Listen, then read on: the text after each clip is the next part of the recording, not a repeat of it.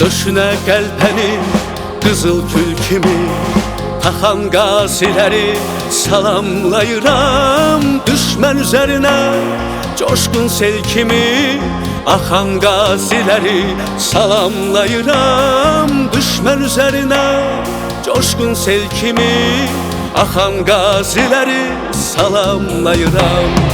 Üz-üzə dayanıb mən furyağıyla keçib imtihandan can sınağıyla girdi meydandan tək ayağıyla çıxan qaziləri salamlayıram.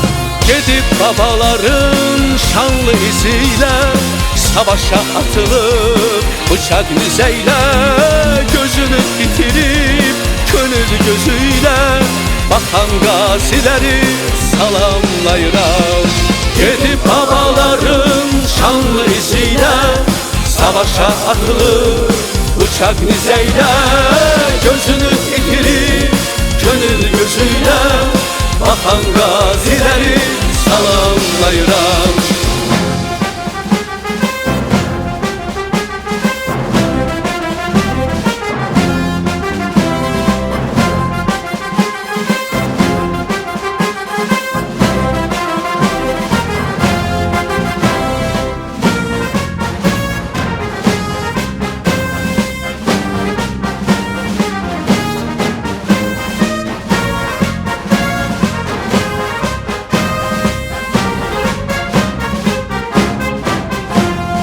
Payız gətirsə də ömrünün yazı, cəngi də dil açdı qəlbinin sazı.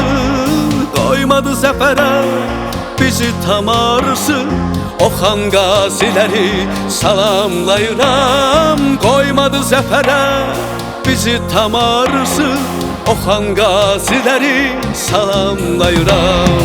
Üz-üzə dayanıb mən furyağıyla keçib imtihandan can sınağıyla girdi meydandan tək ayağıyla çıxan qaziləri salamlayıram.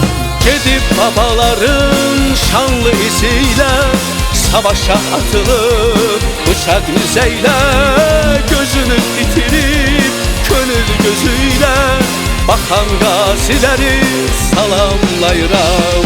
Gedib babaların şanlı iziyle savaşa atılıp bıçak nizeylə gözünü bitirip könül gözüyle bakan gazileri salamlayıram.